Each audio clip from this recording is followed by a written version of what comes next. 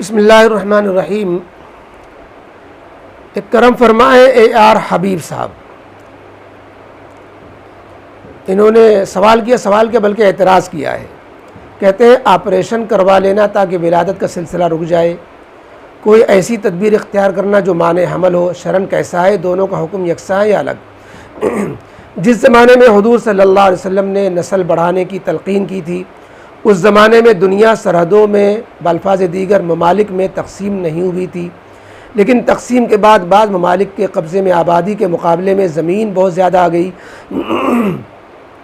بعض ممالک کے قبضے میں بہت کم زمین آئی، جیسے پاکستان اور روس کو لے لیجئے، 5-6 پاکستان کے برابر زمین روس کے پاس ہے، لیکن روس کی آبادی پاکستان کی نصف آبادی کے برابر ہے۔ روس کے پاس اتنا تیل گیس ہے کہ پورا یورپ روس پر منحصر ہے۔ دوسری طرف پاکستان میں پینے کا صاف پانی 100% لوگوں کو میسر نہیں ہے۔ خود مفتی تقی عثمانی صاحب نے چند ماہ قبل ایک ویڈیو کلپ میں فرمایا ہے کہ ہم نے مدرسے کے طلباء کے لیے 40-50 لاکھ کا پانی خریدا ہے۔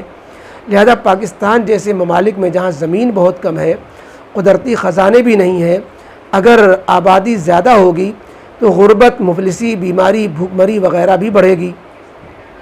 لیکن روس جیسے ممالک میں آبادی بڑھنے سے فائدہ ہی فائدہ ہوگا، کیونکہ نہ زمین کی کمی ہے نہ وسائل کی۔ پوچھنا یہ تھا کہ کیا حضور صلی اللہ علیہ وسلم کے فرمان کو مطلق رکھا جائے گا روس کے لیے بھی اور پاکستان کے لیے بھی، یا تعویل کی جائے گی؟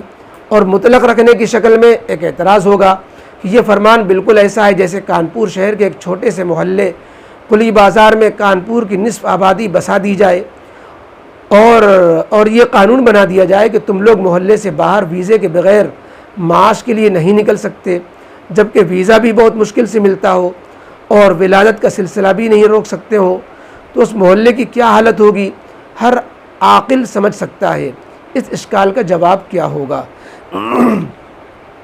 انہوں نے بہت تفصیل سے اور محنت سے اعتراض کیا ہے، اور یہ جو موضوع انہوں نے چھیڑا ہے یہ تحدید نسل اور برتھ کنٹرول سے تعلق رکھتا ہے، یعنی آبادی کم کرنے کے لیے نسبندی کرا لینا، یا کوئی اور تدبیر اختیار کر کے مرد جو ہے نسبندی کرا لے یا عورت کی نسبندی ہو جائے تاکہ آبادی پہ کنٹرول پایا جا سکے، آبادی بڑھنے نہ پائے۔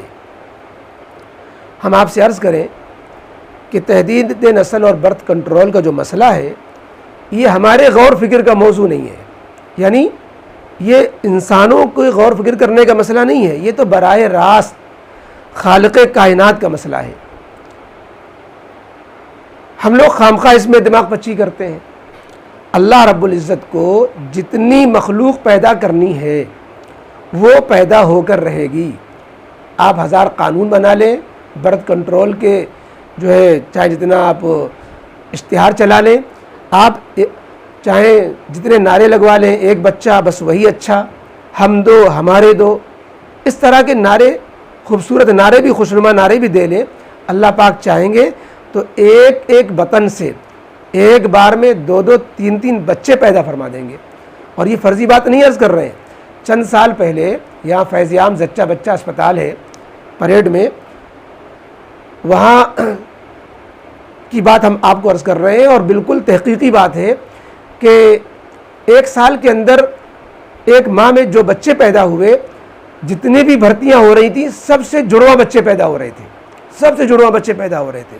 ہم نے کہا یہ ہے قدرت سے لڑائی کا نتیجہ کہ آپ جو ہے بچہ روکنا چاہتے ہو کہ اللہ کہتے ہیں ہم ایک بار میں 2 دے دیں گے، ایک بار میں 3 دے دیں گے، اب کیا کر لوگے؟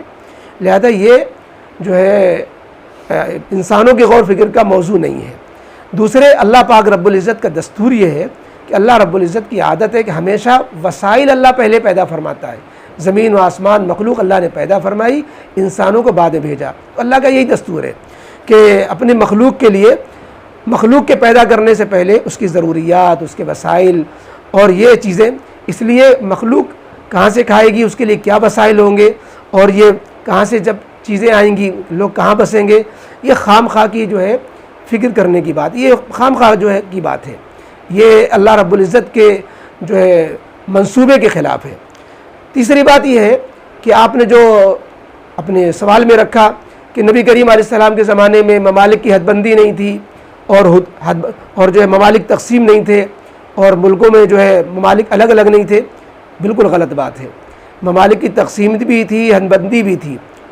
ہمیشہ جو ہے حبشہ ہے، یمن ہے، روم ہے، ان سب کے اپنے حدود تھے۔ اور آپ مشہور واقعہ جو سیرت کے واقعات میں آتا ہے کہ مکہ مکرمہ سے صحابہ کرام ہجرت کر کے حبشہ چلے گئے تھے۔ جب مکہ مکرمہ کے لوگ حبشہ گئے اور وہاں کے بادشاہ کو راضی کرنا چاہا رشوتیں دے کر کے کہ ان لوگوں کو ہمارے حوالے کر دیا جائے، تو حبشہ کے بادشاہ نے کہا تھا ہم اپنے مملکت سے، اپنے حدود سے ان کو نہیں جانے دیں گے، یہ جو ہے تم لوگوں نے ان پر ظلم کیا ہے، ان کو ہم پناہ لینے آئے ہیں، ہم ان کو پناہ دیں گے۔ غرض یہ کہ تو وہاں پہ حد بندیاں تھیں، یہ مسائل تھے، ایسا نہیں ہے کہ یہ صرف جو ہے حد بندیاں ممالک کی آج ہے کل نہیں تھیں۔ اور آپ نے جو یہ باتیں کہیں کہ پاکستان روس کی مثال دی، قلی بازار کی مثال دی، دیکھیے ہر ملک کے پاس، چاہے وہ پاکستان ہو، چاہے ہندوستان ہو، چاہے کوئی ملک ہو، ہر ملک کے پاس بیکار اور افتادہ یعنی بنجر زمینیں، غیر آباد زمینیں اتنی زیادہ پڑی ہوئی ہیں کہ جتنی آبادی کسی بھی ملک کے اندر ہے اس سے دگنی آبادی ہو جائے، ان زمینوں کو بروئے کار لایا جائے، کارآمد بنایا جائے، وہاں رہائش اختیار کی جائے تو زمین کم پڑنے والی نہیں ہے۔ ارض اللہ واسعہ، اللہ کی زمین بہت کشادہ ہے، لہذا اس کو آباد کرنا اور اللہ تعالیٰ کے پیدا کیے ہوئے وسائل کو بروئے کار لانا، ان جو ہے علاقوں کو میں بستیاں بسانا، شہر بسانا، یہ انسانوں کا کام ہے، حکومتوں کا کام ہے۔ لہذا ایسی کوئی بات نہیں ہے جس کی مثال آپ نے قلی بازار میں دی، قلی بازار کے حوالے سے۔ آخری بات یہ ہے کہ کثرت آبادی کا جو مسئلہ ہے یہ حقیقی نہیں ہے، یہ مصنوعی مسئلہ ہے، فرضی مسئلہ ہے۔ اصل مسئلہ وسائل کے صحیح استعمال کا ہے۔ اللہ پاک نے زمین کے مختلف خطوں میں مختلف نعمتیں رکھی ہیں۔ ایک ملک میں ایک چیز پیدا کی ہے، دوسرے ملک میں نہیں ہوتی، دوسرے ملک میں دوسرے قسم کی نعمتیں پیدا کی ہیں، وہاں نہیں ہوتی۔ ایک پیداوار ایک جگہ ہو رہی ہے، دوسری جگہ نہیں ہو رہی ہے۔ کشمیر میں کچھ اور پیدا ہو رہا ہے، افغانستان میں کچھ اور پیدا ہو رہا ہے، یو پی میں کچھ اور پیدا ہو رہا ہے۔